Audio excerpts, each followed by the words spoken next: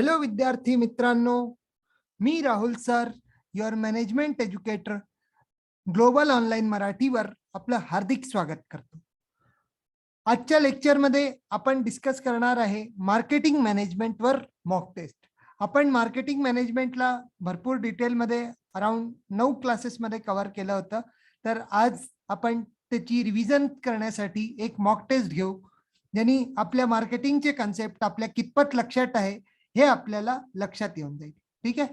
तर टेस्ट सुरू करण्यापूर्वी आपल्यासाठी एक महत्वाची सूचना की MS set management MS set 2022 चा मॅनेजमेंटचा कोर्स ऑलरेडी सुरू आहे. हा जर कोर्स आपण घेता तर याच्यात आपल्याला फुल सिलेबस नोट्स, पूर्ण 10 युनिट्सचे 10 mock test with detail explanation, PYQs 2015 ते 2021 पर्यंत आणि full syllabus video lectures provide केले जातील. हा कोर्सची सगळ्यात मोठी विशेषता म्हणजे हा जर कोर्स तुम्ही घेता तर याच्यासोबत तुम्हाला 50 मॉक टेस्ट, फुल सिलेबसचे नोट्स, व्हिडिओ लेक्चर्स आणि PYQ आणि प्रॅक्टिस MCQ च्या PDF उपलब्ध प्रोव्हाइड करण्यात येतील. ठीक आहे. तर हा कोर्स आपण जर घेता तर पेपर 1 आपल्याला पूर्णपणे फ्री भेटेल आणि याच्यात ही भरपूर फॅसिलिटीज आपल्याला दिल्या जातील. तर या कोर्सची जी फी आहे ती 7,000 रुपये आहे. ठीक आहे. तर आपण आपला ग्लोबल ऑनलाईन ऍप डाउनलोड करा आणि तिथून स्टोर सेक्शन मध्ये जाऊन तो कोर्स आपण परचेस करा. आपण जर कोर्समध्ये गेले तर आपल्याला भरपूर कंटेंट दिसेल जे आपल्या एक्झाम पॉइंट ऑफ व्ह्यूनी खूप महत्वाचं आहे आणि त्याला एक्झाम ओरिएंटेड कंटेंटही बनवल्या गेला आहे, ज्यांनी आपल्याला खूपशी त्याच्या मागे हे करावं लागू नये. चला, जर आपल्याला काही अडचण असेल कोर्स जॉईन करताना तर आपण या खाली दिलेल्या नंबरशी संपर्क करू शकता. ठीक आहे. क्वेश्चन नंबर 1,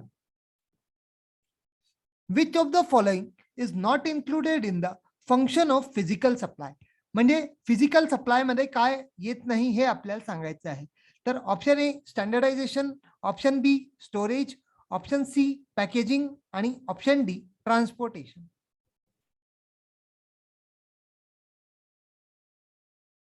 तुम्हाला हिंट म्हणून सांगतो की जेव्हा आपण logistics and supply chain management केला होता तेव्हा हा सांगितलं होतं याच्याबद्दल.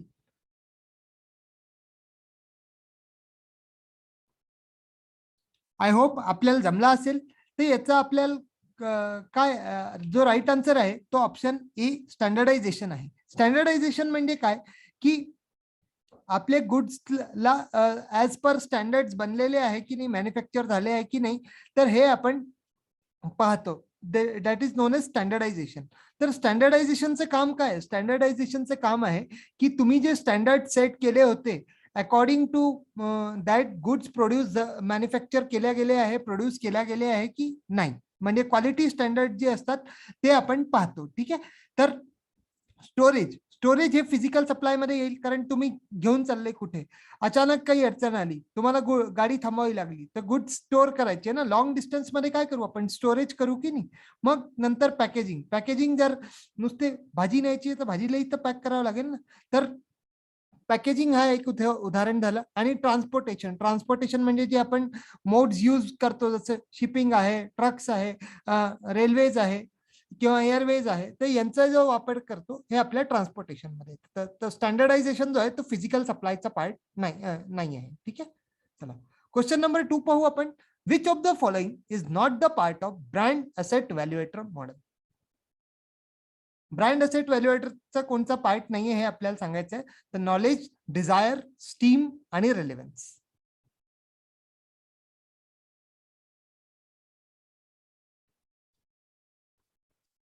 ही जी आहे ही या क्लासची नंबर आहे. जर आपण हा क्लास पाहिला आहे तर याच्यात आपण 4 प्रकारचे ब्रँड इक्विटी मॉडेल्स खूप डिटेलमध्ये डिस्कस केले होते. तर त्याच्याशी संबंधित हा क्वेश्चन आहे. आय होप आपल्याला जमला असेल.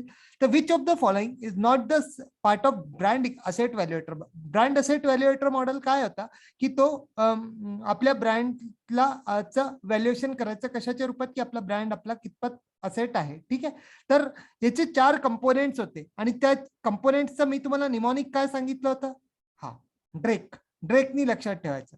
पण इथे ड्रेक तर आहे व मग तुम्ही म्हणाल सर चुकीचं काय आहे याच्यात. पण नॉलेज जो आहे म्हणजे तुमच्या ब्रँड बद्दल तुम्हाला किती नॉलेज आहे. इस्टीम म्हणजे तो ब्रँड जर तुम्ही घेता तर तुमचं स्टेटस लेवल काय वाढेल. आणि रेलेव्हन्स तुमची इच्छा अनुसार तो ब्रँड कितपत रिलेटेड आहे. तर हा जो डिझायर आहे हा डिझायर नव्हता. हा डिझायरच्या जागी काय होता, इट वॉज डिफरन्सिएशन. तर ते जे ब्रँड म्हणजे तुमचा ब्रँड जो आहे कॉम्पिटिटर पेक्षा किती वेगळा आहे हे आपल्याला, तर डिझायर जो आहे तो आपला पार्ट नाही आहे. Option B is the right answer, desire. ठीक आहे. क्वेश्चन नंबर 3 पाहू आपण. क्वेश्चन नंबर 3 मध्ये आहे आपल्याकडे, which of the following statements is not correct. म्हणजे कोणती स्टेटमेंट चुकीची आहे हे आपल्याला सांगायचं आहे. Option A, post purchase behaviour includes cognitive dissonance. म्हणजे cognitive dissonance post purchase behaviour मध्ये येतं.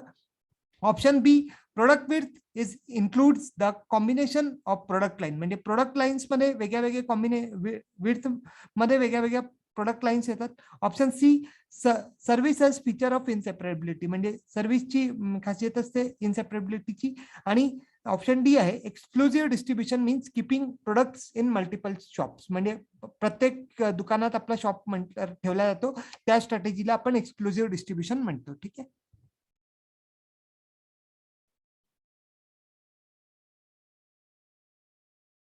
आय होप आपल्याला जमला असेल. आता आपण ऑप्शन्स पाहू एक एक. तर option A, post purchase behaviour cognitive dissonance includes cognitive dissonance. तर ही स्टेटमेंट जी आहे ती अगदी करेक्ट आहे.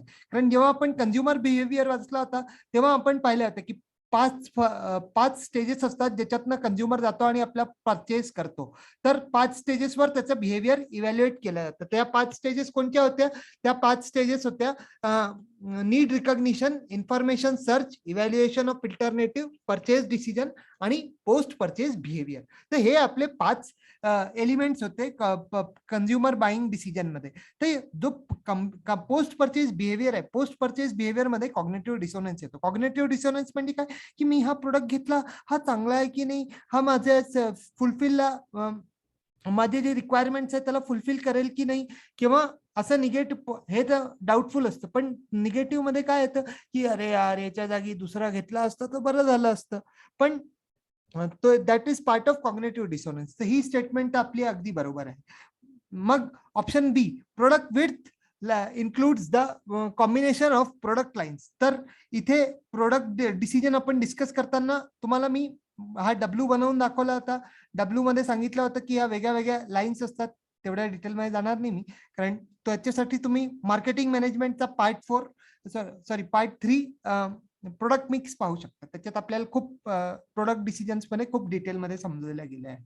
मॅनेजमेंटच्या जर आपण प्लेलिस्ट सेक्शन मध्ये जाता तर मार्केटिंग मॅनेजमेंट पेपर 2 मॅनेजमेंट मध्ये आपल्याला पूर्ण 9 लेक्चर्स उपलब्ध आहे. ठीक आहे. चला, service has feature of inseparability. सर्व्हिसला इनसेपरेबिलिटीचे फीचर असतं. तर याच्यात ही स्टेटमेंट सुद्धा अगदी करेक्ट आहे की सर्व्हिस मार्केटिंग जी आहे त्याला इनसेपरेबिलिटीचं फीचर असतं. कारण सर्व्हिस, आता मी तुम्हाला सर्व्हिस देऊन राहिलो, मी तुम्हाला शिकवून राहिलो, पण ती तुम्ही माझ्याशी सेपरेट नाही करू शकत. किंवा तुम्ही उद्या प्रोफेसर व्हाल, तुम्ही उद्या शिकवेल, पण तुमच्या सर्व्हिसला कोणी तुमच्याशी सेपरेट नाही करू शकत. That is called inseparability. तर हे स्टेटमेंट ABC जी आहे ती आपली करेक्ट आहे. तर मग आपली इनकरेक्ट ऑप्शन काय झाली? आपली इनकरेक्ट ऑप्शन आहे option number D, that is exclusive distribution means keeping the products in multiple shops. Exclusive distribution नसतं. हे कोणतं डिस्ट्रीब्युशन असतं? हे इंटेन्सिव्ह डिस्ट्रीब्युशन असतं. इंटेन्सिव्ह डिस्ट्रीब्युशन मध्ये काय होतं की कंपनी जी आहे ते आपल्या प्रोडक्टला जास्तीत जास्त जागी अवेलेबल करण्यासाठी त्याला मल्टिपल रिटेल शॉप्स म्हणा किंवा जे डेली नीड्सचे शॉप आहे तिथे अवेलेबल करून देते, ज्याच्याने कस्टमर जो आहे तो कन्व्हिनियंटली त्याला परचेस करू शकतो. तर हे एक्सक्लुझिव्ह हे जो पार्ट आहे, ही जी लाईन आहे याच्यासाठी उपयुक्त शब्द जो आहे तो इंटेन्सिव्ह डिस्ट्रीब्युशन पाहिजे. मग तुम्ही म्हणाल सर एक्सक्लुझिव्ह म्हणजे काय? एक्सक्लुझिव्ह म्हणजे असतं की जे प्रीमियम प्रोडक्ट्स असतात त्याला फक्त 1-2 त्याचे स्पेशलिटी स्टोअर्स असतात, तिथेच ते ठेवल्या जातं. मोस्टली एकच असतं. कुठे कुठे दोन मोठ्या जागा असल्या, मोठ्या लोकेशन्स असल्या तर तिथे दोन्ही असतात. ठीक आहे. तर एक्सक्लुझिव्ह डिस्ट्रीब्युशन जो आहे ही वाली स्टेटमेंट आपली ऑप्शन डी इनकरेक्ट आहे. ठीक आहे. Question number 4, who has introduced the concept of market segmentation? NH Borden, Roger, Western, Wendell Smith आणि none of the above. Market segmentation तर माहितच असेल. हे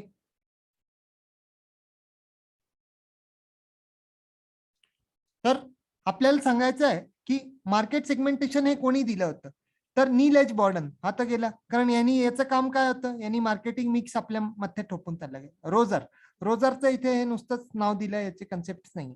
मग ऑप्शन डी पण नाही. तर आपला राईट आन्सर आहे वेंडेल आर स्मिथ जो आहे, यांनी मार्केटिंग मॅनेजमेंटचा कन्सेप्ट, सॉरी मार्केट सेगमेंटेशनचा कन्सेप्ट दिला आहे. तर हे नाव लक्षात ठेवायचं, एक्झाम मध्ये डायरेक्टली विचारलं जाऊ शकतं, एक्झाम ओरिएंटेड क्वेश्चन आहे. मार्केटिंग मिक्स कोणी दिलं, मार्केटिंग मिक्स नील एच बॉर्डननी दिलं होतं. ठीक आहे, तर हे नावं आपण लक्षात ठेवायची. क्वेश्चन नंबर 5 पाहू आपण आता. Which model of brand equity model is known as 5 asset model. Brand इक्विटीचा परत क्वेश्चन आला की कोणत्या मॉडेलला आपण 5 असेट मॉडेल म्हणतो. 5 असेट मॉडेल हे कोणत्या मॉडेलला म्हणतो. Option A customer brand equity model, option B Aaker model, option C brands model आणि option D none of the above.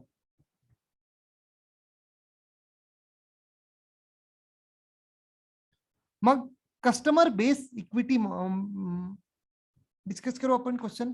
तर कस्टमर ब्रँड इक्विटी मॉडेल जो आहे हा कोणी दिला होता, हा केल्विन केलरने दिला होता. ठीक आहे, याच्यात आपला पिरामिड होता ना, पिरामिड मध्ये आपण डिस्कस केलं होतं की आपल्याकडे 4 लेयर्स असतात आणि त्याच्यात 4 टाईपचे प्रश्न होते. ठीक आहे, मग आकार मॉडेल जो आहे त्याला 5 असेट मॉडेल म्हटलं जातं.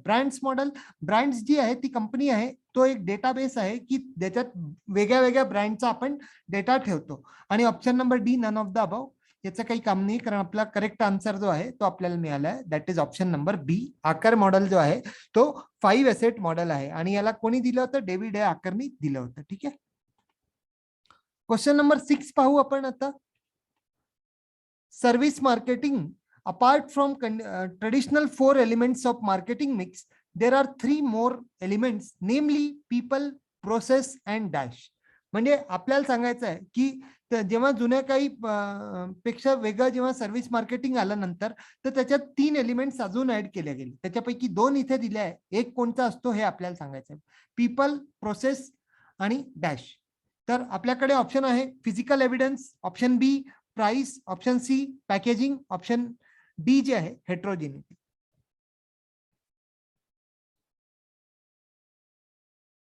आपण डिस्कस करू, अगदी इझी क्वेश्चन होता.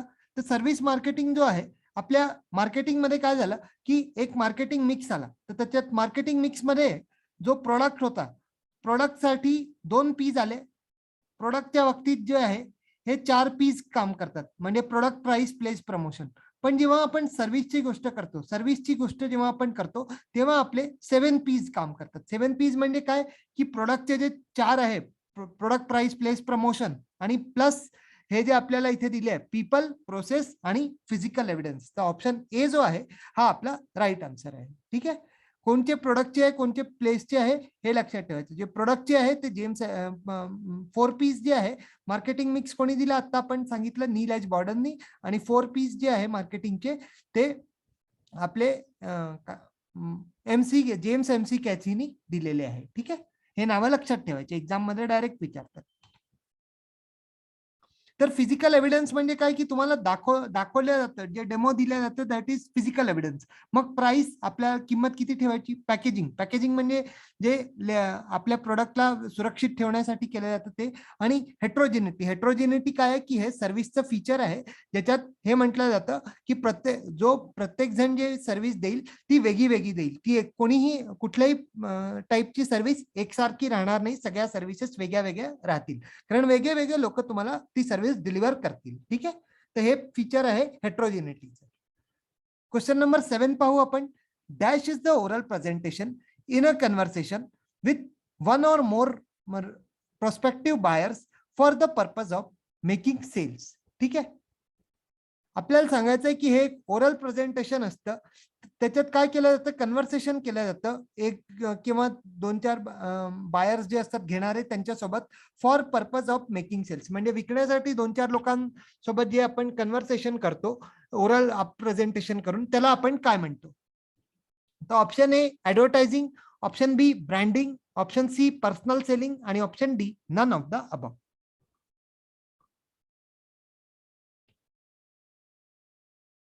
आय होप आपल्याला जमला असेल, कारण पर्सनल सेलिंग आपण डिटेलमध्ये डिस्कस केलं होतं. त्याच्यात हा पॉइंट होता. तर पर्सनल सेल आपला जो राईट आन्सर आहे तो हाच आहे, ऑप्शन सी पर्सनल सेलिंग. तर पर्सनल सेलिंग काय असतो की जेव्हा आपल्याकडे सेल्समॅन येतो तो आपल्याला दाखवतो सगळं सामान, आपल्याला ऑपरेट करणंही दाखवतो आणि ऑपरेट करणं दाखवून मग आपल्या काही क्युरीज असेल तो क्युरीज तो सॉल्व्ह करतो आणि क्युरीज सॉल्व्ह केल्यावर नंतर आपला फॉलोअप देतो की मॅडम बरोबर सर बरोबर चालून राहिलं की नाही. ठीक आहे. तर हे जे आहे that is related to personal selling, कारण पर्सनल सेलिंग मध्ये कन्व्हर्सेशन हा प्रकार होतो आणि ओरल प्रेझेंटेशन हे सुद्धा होतं. ऍडव्हर्टायझिंग काय होतं आपण रिकॉल करून घ्या. Advertising is a paid form of making the customer aware about the products और सर्व्हिसेस. ठीक आहे. ऍडव्हर्टायझिंग म्हणजे जे पेड फॉर्म असतो त्याच्यात आपण काय करतो, वेगळ्या वेगळ्या माध्यमांनी कस्टमरला आपल्या प्रोडक्ट बद्दल माहिती देतो. ब्रँडिंग काय आहे की प्रोडक्टला स्पेशल आयडेंटिटी जेव्हा देतो दॅट इज ब्रँडिंग. ठीक आहे. आणि पर्सनल सेलिंग तर मी आता या क्वेश्चन वरून आपल्याला सांगितलंच आहे. तर नेक्स्ट क्वेश्चन पाहू आपण. The gap model was developed for checking the dash of the product. म्हणजे गॅप मॉडेल जो होता तो कशासाठी डेव्हलप केला गेला होता. इथे एक चुकलं आपलं, हे प्रोडक्ट नाहीये हे सर्व्हिस आहे. आय होप आता तुम्हाला कन्फ्युजन नाही होणार. तर आपल्याकडे ऑप्शन ए आहे क्वालिटी, ऑप्शन बी अवेलेबिलिटी, ऑप्शन सी अफोर्डेबिलिटी आणि ऑप्शन डी अनालिसिस.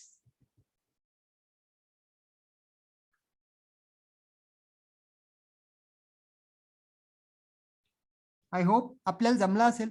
तर गॅप मॉडेल जो आहे, गॅप मॉडेल कशासाठी आहे, गॅप मॉडेल जो आहे तो जो आहे बेसिकली काय करतो तो सर्व्हिसची क्वालिटी चेक करतो.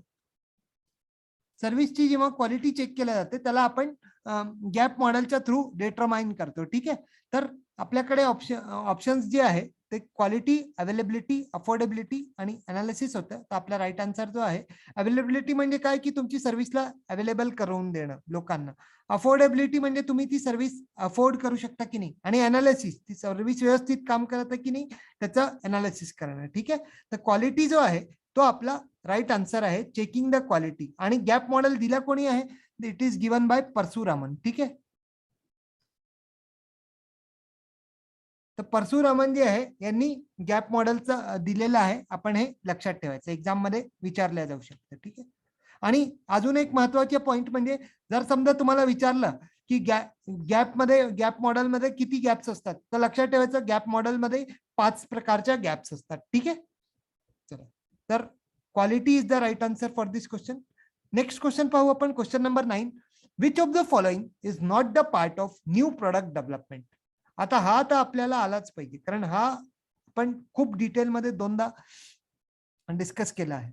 तर ऑप्शन ए आहे आपल्याकडे मार्केट टेस्टिंग, ऑप्शन बी ते टेस्टिंग झालं, हे टेस्टिंग आहे इथे.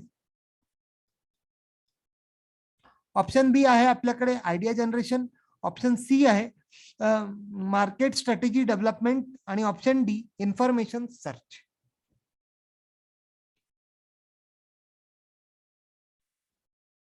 आय होप आपल्याला जमला असेल. तर जेव्हा आपण प्रोडक्ट डिसिजन्स वर डिस्कशन केलं होतं तेव्हा न्यू प्रोडक्ट डेव्हलपमेंट आपण खूप डिटेलमध्ये पाहिलं होतं. याच्यात जो 9 स्टेज मॉडेल होता तर त्याच्यात काय होतं की मार्केट टेस्टिंग जो आहे, market testing is a part of new product development. तेव्हा काय करता तुम्ही की आपल्या प्रोडक्टचे फ्री सॅम्पल्स वाटता आणि तुमचा प्रोडक्ट कितपत सक्सेसफुल झाला आहे हे आपण पाहतो. आणि मार्केट टेस्टिंग कोणती आहे, it is the stage before the commercialisation of the product. हा लक्षात ठेवायचा, कारण कमर्शियलायझेशन करण्यापूर्वी जर कोणती स्टेज येते हे जर पेपरमध्ये विचारलं तर दॅट इज मार्केट टेस्टिंग. ठीक आहे. मग आयडिया जनरेशन जी आहे ती सगळ्यात पहिली स्टेज असते, जेव्हा तुम्ही काय करता की ब्रेनस्टॉर्मिंग वगैरे करून आपल्या कोणत्या टाईपचा प्रोडक्ट आपल्याला पाहिजे आहे हे तुम्ही ठरवता. ठीक आहे. मग मार्केट स्ट्रॅटेजी डेव्हलपमेंट म्हणजे की याच्यासाठी काय करता की तुम्ही आपल्या प्रोडक्टला मार्केट करण्यासाठी स्ट्रॅटेजी डेव्हलप करता. आणि ऑप्शन डी इन्फॉर्मेशन सर्च जो आहे, ह्या 3 जे आहे A B C these are the part of new product development. तर हे आपले तिन्ही गेले रॉंग आहे. आणि आपला राईट आन्सर काय आहे, option number D information search. कारण इन्फॉर्मेशन सर्च जो आहे तो कशाचा पार्ट आहे, that is part of consumer buying behaviour, consumer decision making process. ठीक आहे. ऑप्शन डी जो आहे that is not part of new product development. ठीक आहे, तर option D is the right answer. Question number 10 पाहू आपण आता. क्वेश्चन नंबर 10 काय, making payment through electronic media by using credit or debit cards for the products bought electronically is known as. Option A, e-payment. Option B, email. Option C, e-marketing. Option D, none of the above. हे तर आपण याला चुकवू नका, कारण हे आपण स्वतःच, तुम्ही स्वतः रोज डेली बेसिसवर कित्येकदा कित्येक ठिकाणी करता.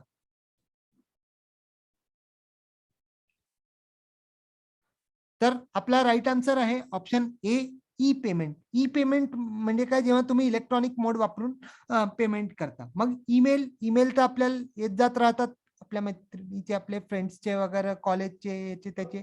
तर हे जे आहे ईमेल जो आहे तो आपला मोड ऑफ कम्युनिकेशन आहे. मग ई मार्केटिंग म्हणजे काय, हे जे अमेझॉन, फ्लिपकार्ट आहे, that are which are web based marketing, तर याला आपण काय म्हणतो, ई मार्केटिंग. आणि नन ऑफ द अबव. ठीक आहे, तर ई पेमेंट अगदी सोपा क्वेश्चन होता, मला नाही वाटत याच्यात कोणाला डाऊट असेल.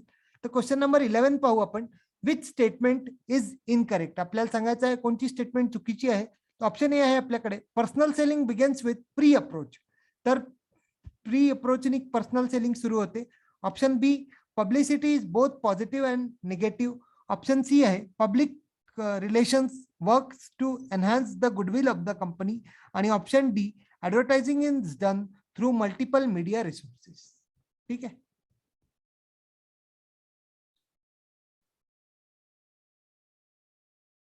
आय होप आपल्याला जमला असेल. तर यांनी ऑप्शन नंबर ए काय म्हटला, की पर्सनल सेलिंग जी आहे it begins with pre approach, पण ही चुकीची आहे. पर्सनल सेलिंग कुठून सुरू होते, पर्सनल सेलिंग सुरू होते प्रोस्पेक्टिंगनी. कारण आधी तुम्ही शोधाल ना कोणाला घ्यायचं आहे, कोणाला आपल्या गिऱ्हाईक शोधल्याशिवाय तुम्ही अप्रोच कसं होणार, तयारी कशा कराल, की ज्याच्याशी भेटायचं असेल त्याच्याशी कसा वागायचं, काय त्याला कोणते प्रोडक्ट आवडतील, कोणते नाही आवडणार ते छाटणं. तर याचं का, याच्यासाठी तुम्ही काय कराल, आधी पहिली जी स्टेज येईल, first stage will be prospecting. ठीक आहे, देन येईल आपली प्री अप्रोच, मग अप्रोच, मग प्रेझेंटेशन, आणि शेवटी जी लास्ट स्टेज राहील असं करत करत की दॅट विल बी फॉलोअप. ठीक आहे, मग पब्लिसिटी, पब्लिसिटी जी आहे ती बोथ पॉझिटिव्ह आणि निगेटिव्ह असते. ही स्टेटमेंट अगदी राईट आहे. मग सी, सी काय आहे, public relation works on enhance to enhance the goodwill of the company. Goodwill वाढवायला जी आपलं जे पब्लिक रिलेशन, गुडविल म्हणजे काय, कंपनीची रेप्युटेशन वाढवायला जे काम करतात, दॅट इज पब्लिक रिलेशन्स. ठीक आहे, आणि advertising is done through multiple media resource. म्हणजे ऍडव्हर्टायझिंग जे आहे हे वेगळ्या वेगळ्या माध्यमातून केलं जातं, जसं न्यूजपेपर आहे, मॅगझिन्स आहे, नंतर प्रिंट आपल्या इलेक्ट्रॉनिक मीडिया आहे, होर्डिंग्स वगैरे आहे. तर हे मल्टिपल मीडिया आहे, याच्याशी संबंधित आहे. Option B, C, D are correct. आपला जो बरोबर आन्सर आहे option A is the right answer for this question. Personal selling begins with not pre approach, it begins with prospecting. Prospecting पासून पर्सनल सेलिंग सुरू होते. ठीक आहे, क्वेश्चन नंबर 12 पाहू आपण आता. Which of the following type of marketing orientation concept focuses on huge sales volume and heavy promotion. हा आपला मार्केटिंगच्या फर्स्ट लेक्चरशी संबंधित क्वेश्चन आहे, की कोणता असा कन्सेप्ट होता ज्याच्यात खूप जास्ती विक्रीवर फोकस केलं आणि खूप जास्ती प्रमोशन केलं जातं. Option A, marketing concept. Option B, selling concept. Option C, societal marketing concept. आणि option D, production concept. I hope आपल्याला जमला असेल. तर मार्केटिंग कन्सेप्ट मध्ये काय करता तुम्ही, की analyse the customer needs and want to satisfy them. This is related, म्हणजे कस्टमरच्या नीड्स काय आहे ते पाहता आणि त्याला जास्तीत चांगलं आपली व्हॅल्यू डिलिव्हर करून सॅटिस्फाय करण्याचा पूर्णपणे प्रयत्न करतात. तिथे हा मार्केटिंग कन्सेप्टचा पार्ट झाला. मग सेलिंग कन्सेप्ट कशाशी रिलेटेड आहे, की यांना काय करायचं आहे, की विकायचंच आहे, काहीही हो. कस्टमरला इथे काय केलं जातं, की कस्टमरला अवेअर केलं जातं गुड्स बद्दल, प्रोडक्ट्स, गुड्स अँड सर्व्हिसेस बद्दल. आणि कशाने अवेअर केलं जातं, खूप जास्ती प्रमाणात ऍडव्हर्टायझिंग, प्रमोशन, सेल्स प्रमोशन वगैरे करून त्यांना अवेअर केलं जातं आणि कंपनी काय करते की आपली विक्री जी आहे ती खूप जास्तीत जास्त व्हावी असं इथे ऑब्जेक्टिव्ह ठेवते. मग societal marketing concept. Societal marketing concept मध्ये काय की जो आपला मार्केटिंग कन्सेप्ट आहे, analysing the customer needs and wants and satisfying them, तर त्यांना अनालाइज करणं, सॅटिस्फाय करणं आणि कसं की सोसायटीला माइंडमध्ये ठेवून सोसायटल पॉइंट ऑफ व्ह्यूनी ते आपलं मार्केटिंग करतात. जसं CSR आहे, CSR जो आहे तो कॉर्पोरेट सोशल रिस्पॉन्सिबिलिटी ज्याला म्हणतो आपण, तर हा सोसायटल मार्केटिंगचा बेस्ट एक्झाम्पल आहे. ठीक आहे. मग कारण इथे कंपनी काय करते की इथे कंपनी आपलं मार्केटिंगही करते. जसं क्लासमेटची वही जर आपण घेतली तर क्लासमेटची वही मध्ये मागे दिलेलं असतं ना की इतका पर्सेंट आम्ही जे डिसेबल्ड लोक आहेत त्यांच्या, डिसेबल मुलं आहेत त्यांच्या शिक्षणाला लावू वगैरे वगैरे. तर ती जो आहे it is both marketing and societal marketing. म्हणजे यांनी तुम्हाला ते आपलं सोसायटल मार्केटिंग जे आपण करतो त्यांनी कंपनीची एनहान्समेंट, रेप्युटेशन जी आहे ती अजून जास्ती वाढते. ठीक आहे. मग प्रोडक्शन कन्सेप्ट. प्रोडक्शन मध्ये काय करायचे तुम्ही, आपल्या गुड्स जो आहे तो अवेलेबलही करून द्यायचे आणि त्याला जास्तीत जास्त याच्यात लो कॉस्ट मध्ये प्रोडक्शन. म्हणजे प्रोडक्शन मध्ये काय आहे, लो कॉस्ट प्लस अवेलेबिलिटी, हे पॉइंट आपण लक्षात ठेवायचे प्रोडक्शन कन्सेप्टशी संबंधित. ठीक आहे. मग क्वेश्चन नंबर 12 चा राईट आन्सर आहे ऑप्शन बी, सेलिंग कन्सेप्ट. ठीक आहे. क्वेश्चन 13 पाहू आपण. Which of the following statement is not correct with respect to PLC. म्हणजे प्रोडक्ट लाईफ सायकलशी कोणता स्टेटमेंट चुकीचं आहे आपल्याला सांगायचं. Option A, profits are seen highest in the growth stage. Option B, promotion level reduces in the growth stage. Option C, company produces goods for loyal customers only at decline stage. आणि option D आहे, intensive strategies used in growth stage.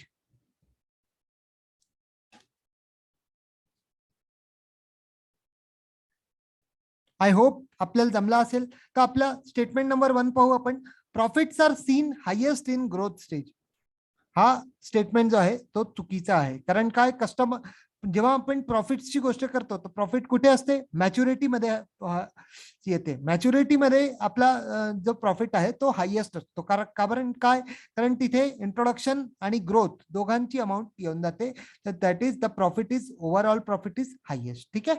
मग promotion level reduces the growth stage. Growth stage मध्ये तुमचं promotion level जे आहे ते कमी होतं. कारण काय करता, इंट्रोडक्शन मध्ये जेव्हा तुम्ही येता तेव्हा तुम्ही तुमचा प्रोडक्ट येतो तेव्हा तुम्ही त्याला भरपूर प्रमोशन करता आणि कस्टमरला अवेअर करता.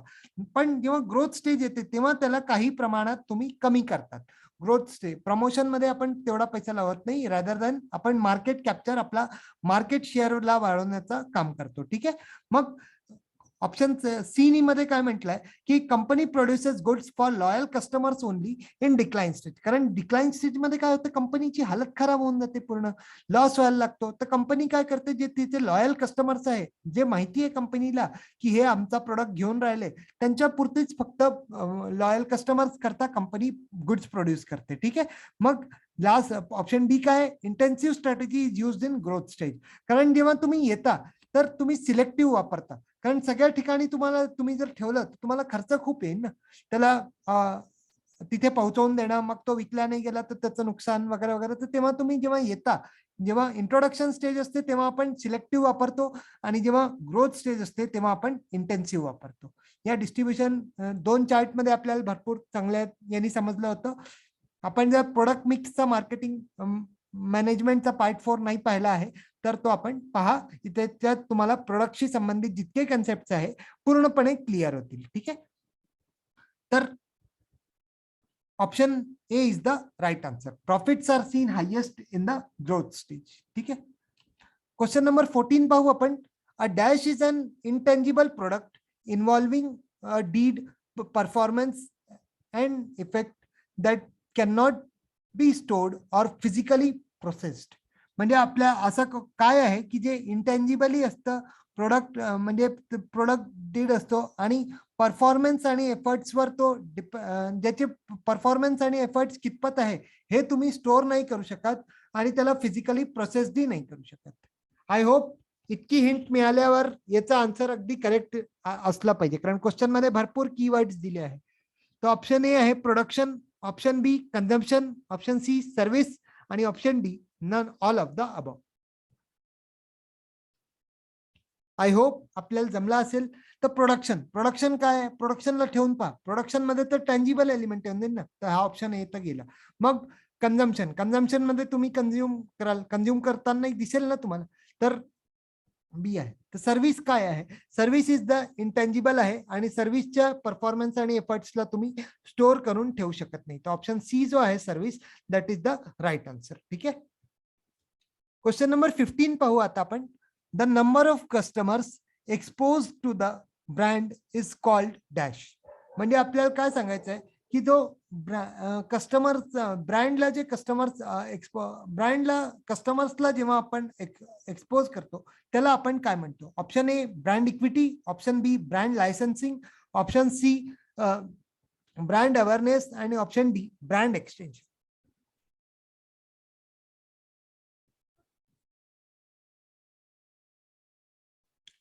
तर आपण एक एक ऑप्शन पाहू. तर ऑप्शन ए काय म्हणतो, ऑप्शन ए म्हणतो की ब्रँड इक्विटी. ब्रँड इक्विटी काय असतं की जेव्हा तुम्ही कस्टमरला एक ऍडेड व्हॅल्यू प्रोव्हाइड करता.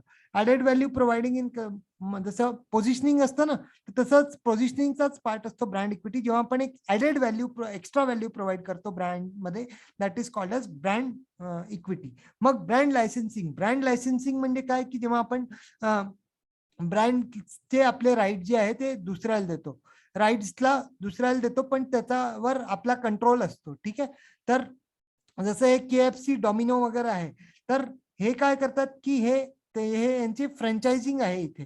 पण काही कंपनीज काय करतात की ते लायसन्स मिळवतात. जसं मेडिकल प्रोडक्ट्स आहे, मेडिकल प्रोडक्ट्ससाठी काय लागेल तुम्हाला, लायसन्स लागेल. तर एखाद्या ब्रँडचं जर आपल्याला मार्केटिंग करायचं आहे तर त्याच्यासाठी लायसन्सिंग हे जे आहे हे लागतं. ठीक आहे. मग ब्रँड अवेअरनेस, ब्रँड अवेअरनेस म्हणजे काय की ब्रँड बद्दल लोकांना माहिती देणं. तर ब्रँड अवेअरनेस जो आहे तो आपला राईट आन्सर आहे, कारण इथे काय करून राहिलो आपण, number of customers expose to the brand आहे ना.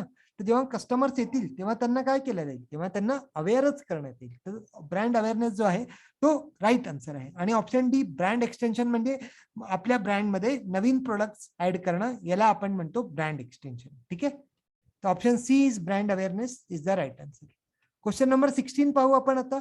Which type of pricing is used for unique featured products for high status people. म्हणजे जे हाय स्टेटस वाले लोक असतात त्यांना जेव्हा आपण खूप खास फीचर प्रोडक्ट्स देतो त्याला आपण त्यावेळी आपण कोणती प्राइसिंग वापरतो. Option A premium pricing, option B skimming, option C penetration pricing, option D psychological pricing. तर आपल्याकडे जे ऑप्शन्स आहे ते पाहून घेऊ आपण. काय आय होप जमलं असेल. कारण प्रीमियम प्राइसिंग म्हणजे काय की जेव्हा तुम्ही खूप क्वालिटेटिव्ह प्रोडक्टला, हाय क्वालिटी प्रोडक्ट्सला जेव्हा प्राइसिंग करतात आणि ते प्रीमियम इन नेचर असतात, म्हणजे त्याला खूप मोठे मोठे लोकच अफोर्ड करू शकतात, आपण नाही अफोर्ड करू शकत, त्यावेळी आपण काय म्हणतो की that is called as premium pricing. तर ऑप्शन ए जो आहे तो आपला राईट आन्सर आहे. स्किमिंग काय असतं की जेव्हा कंपनी प्रोडक्ट लॉन्च करते तेव्हा ती त्याला खूप जास्ती किमतीवर विकते आणि नंतर ती हळूहळू आपल्या प्राइसला कमी करते, तर याला काय म्हणतो आपण, स्किमिंग. मग पेनिट्रेशन प्राइसिंग, पेनिट्रेशन प्राइसिंग म्हणजे काय की जेव्हा तुम्ही आपले जे प्रोडक्ट्स आहे त्यांना खूप कमी किमतीत मार्केटमध्ये आणल्याबरोबर त्यांना खूप कमी किमतीत विकतात. म्हणजे ज्याचं जिओनी केलं होतं की फ्रीज देऊन राहिला आणि मग हळूहळू अगदी कमी किमतीत त्यांनी देणं सुरू केलं, तर इट इज पेनिट्रेशन. आणि ऑप्शन डी आहे सायकोलॉजिकल प्राइसिंग. सायकोलॉजिकल प्राइसिंग म्हणजे काय की जे 99 ओनली आपण पाहतो की ज्या आपल्या माइंडला स्ट्राईक करून आपण आपल्या माइंडला स्ट्राईक केलं जातं की आपण तो गुड्स घेऊ, तर that is called as psychological pricing. तर ऑप्शन ए प्रीमियम प्राइसिंग जो आहे that is the right answer. मग क्वेश्चन नंबर 17 पाहू. 17 मध्ये काय म्हटलंय की identify the incorrect pair. Incorrect pair आपल्याला आयडेंटिफाय करायचं आहे. तर हे जे दोन आहे हे आपण हॉरिझॉन्टली पहा, म्हणजे इनोव्हेटर्स 2.5%, अर्ली अडॉप्टर्स 16%, लगार्ड्स 13.5% आणि लेट मेजॉरिटी 34%. तर आपल्याला सांगायचे कोणते चुकीचे आहे. तर only one, both 1 and 2, only 2, 3, 4 आणि लास्ट ऑप्शन आहे ओनली 2 and 3.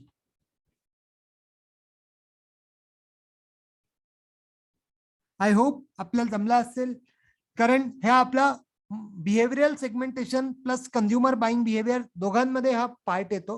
कारण हे काय आहे की जे कस्टमर अडॉप्शन प्रोसेस असतोय त्याच्याशी संबंधित आहे आणि त्याच्यात तुम्ही आपल्या गुड्स बद्दल कस्टमर आपल्या प्रोडक्ट किंवा सर्व्हिसला किती लवकर अडॉप्ट करतात त्या बेसिसवर ही क्लासिफिकेशन केली आहे.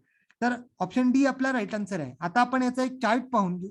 हे पहा, हे जो चार्ट आहे हा आपला आहे, हे फिगर्स आपण लक्षात ठेवायचे, ऍज इट इज लक्षात ठेवायचे. Innovator 2.5%, early adopters 13.5%, early majority 34%, late majority ते पण 34% आणि जो लगार्ड्स आहे तो 16% आहे. ठीक आहे, तर हा चार्ट आपण लक्षात ठेवायचा. इनोव्हेटर्स काय असतात की त्यांना काही ना काही नवीन पाहिजे असतं. मग अर्ली अडॉप्टर्स म्हणजे काय की अर्ली अडॉप्टर्स म्हणजे जेव्हा त्यांना श्युरिटी भेटून जाते की हा प्रोडक्ट चांगला आहे तेव्हा ते त्याला पटकन अडॉप्ट करतात. अर्ली मेजॉरिटी मध्ये कोण येतं की जे अर्ली जे याच्या नंतर येतात. नंतर म्हणजे की जे अर्ली मेजॉरिटी म्हणजे काय की जेव्हा कस्टमर जेव्हा त्यांना माहित पडतं की हा प्रोडक्ट चालून राहिला, आता याचं फॅशन, जे फॅशन ओरिएंटेड असतात ते अर्ली मेजॉरिटी मध्ये येतात. फॅशन म्हणजे जे पूर्ण सगळी माहिती काढल्यावर घेतात, that is early majority. Late majority म्हणजे काय की ज्यांना नंतर खूप उशिरा लक्षात येतं की अरे यार ह्या मार्केटमध्ये आलाय, याला आपण घेतलं पाहिजे, तर हे 34% असतात.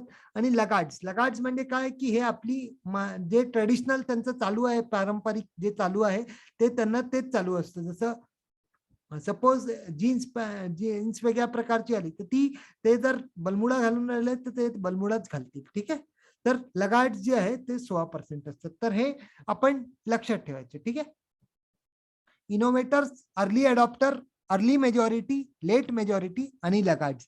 कारण हा प्रश्न आपल्याला 3 टाईपनी विचारला जाऊ शकतो.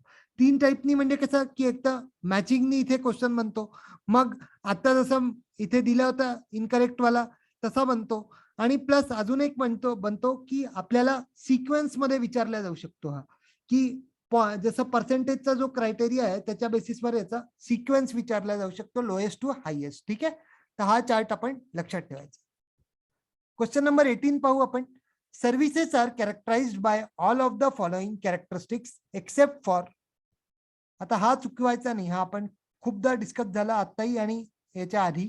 तर option A intangibility, option B homogeneity, option C perishability आणि option D inseparability. I hope आपल्याला जमला असेल. तर आपला राईट आन्सर आहे ऑप्शन बी होमोजिनिटी, कारण होमोजिनिटी नसते, हेट्रोजिनिटी असते. ठीक आहे, मग इनटेंजिबिलिटी माहिती आहे की सर्व्हिस ही विजिबल नसते, जे विजिबल नसते त्याला आपण इनटेंजिबल मध्ये कन्सिडर करतो. पेरिशिबिलिटी म्हणजे सर्व्हिस तुम्ही स्टोअर करून नाही ठेवू शकत. जो मागे एक क्वेश्चन होता ना की सर्व्हिसच्या फीचर्स एफर्ट्सला तुम्ही स्टोअर नाही करू शकत, तर दॅट हा त्याच्याशी संबंधित आहे पेरिशिबिलिटी. आणि इनसेपरेबिलिटी म्हणजे काय की जो सर्व्हिस देणारा आहे त्याच्याशी तुम्ही त्याची सर्व्हिस वेगळी नाही करू शकत. ठीक आहे, तर that is part of inseparability. मग क्वेश्चन नंबर 18 पाहू आपण. Maximising the market share is the objective of companies in the dash stage of product life cycle. म्हणजे कंपनीला जेव्हा मार्केट शेअर वाढवायचा असतो तेव्हा ती कोणत्या स्टेजला होत जास्त, ते कोणत्या स्टेजला कंपनी आपलं मार्केट शेअर जे आहे ते वाढवण्याचं काम करते. Option A growth, option B maturity, option C introduction आणि option D none of the above. तर आपले हे स्टेजेस तर आपल्याला माहिती आहे, तर आपला राईट आन्सर जो आहे तो राईट आन्सर आहे option A growth stage. Growth stage मध्ये कंपनी काय करते की आपला जो प्रॉफिट, आपला जो मार्केट शेअर आहे त्याला वाढवण्याचा प्रयत्न करते. ठीक आहे, मग क्वेश्चन नंबर 19 पाहू आपण. Which type of customer behaviour associated with the quick purchase of products. म्हणजे जो लवकर घेण्याचा प्रोडक्ट असतो, लवकर घेतलं जातं प्रोडक्टला, त्याला क्विक परचेस पटकन घेण्यात येतं, तर याला कोणत्या बिहेवियर मध्ये कन्सिडर करतो आपण. 4 बिहेवियर डिस्कस केले होते, तर त्याच्यापैकी आपल्याला सांगायचं आहे. तर कॉम्प्लेक्स बाईंग बिहेवियर, मग habitual buying behaviour, dissonance reducing behaviour आणि none of the above.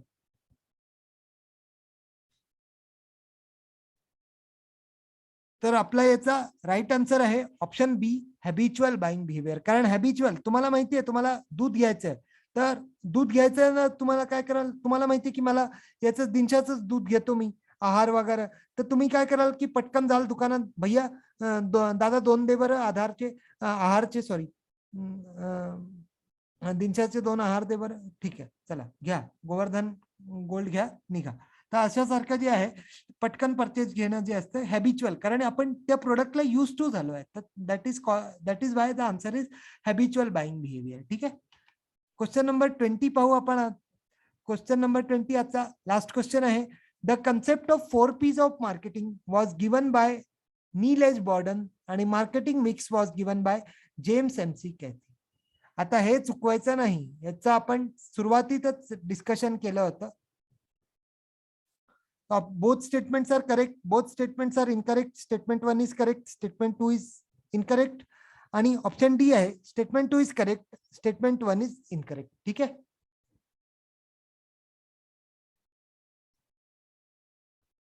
I hope आपल्याला जमलं असेल. तर या दोन्ही स्टेटमेंट जे आहे स्टेटमेंट 1 आणि 2 त्या दोन्ही चुकीचे आहे. कारण काय, हे पूर्णपणे अपोजिट दिल्या गेल्या. मार्केटिंग मिक्सचे 4 P कोणी दिले, MC कॅथीनी दिले होते आणि मार्केटिंग मिक्सचा कन्सेप्ट कोणी दिला, नील एच बॉर्डननी दिला होता. ठीक आहे. दोन्ही स्टेटमेंट पूर्णपणे अपोजिट असल्यामुळे दोन्ही स्टेटमेंट चुकीचे आहे. ठीक आहे. चला आता हा क्वेश्चन नंबर 21 आहे. Which of the following is not an element of holistic marketing. Holistic marketing आपण डिस्कस केलं होतं पहिल्या क्लासमध्ये. तर आपल्याला याचं उत्तर सांगायचं आहे कमेंट सेक्शन मध्ये. तर आपण सांगा की कोणता आन्सर याचं नाही आहे, आणि आन्सर देणं हे मॅन्डेटरी आहे. व्हिडिओ आवडला असेल तर व्हिडिओला एक लाईक करा आणि शेअर करा. ठीक आहे. आजच्या सेशन मध्ये इतकं. परत भेटू आपण नेक्स्ट व्हिडिओत. तोपर्यंत बाय. थँक्यू.